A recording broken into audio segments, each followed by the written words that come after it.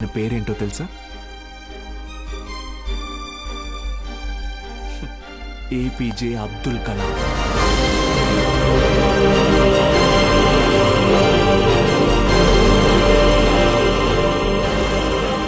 ఆ రోజు ఆ పడవ నడిపేవాడు నా కొడుకు నాతో పాటు పనిలోకి వస్తే ఒక 4 ట్రిప్పులు ఎక్స్ట్రా వేయొచ్చు, ఒక 4 రాళ్ళు ఎక్కువ సంపాదించుకోవచ్చు అనుకోనుంటే భారతదేశం గర్వించదగ్గ సైంటిస్ట్ని కోల్పోయేవాడు.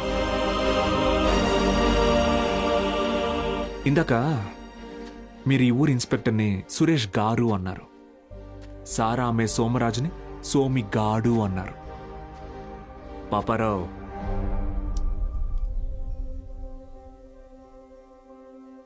గారు డబ్బు ఎలాగైనా సంపాదించుకోవచ్చు, కానీ మర్యాదని చదువు మాత్రమే సంపాదించి పెడుతుంది.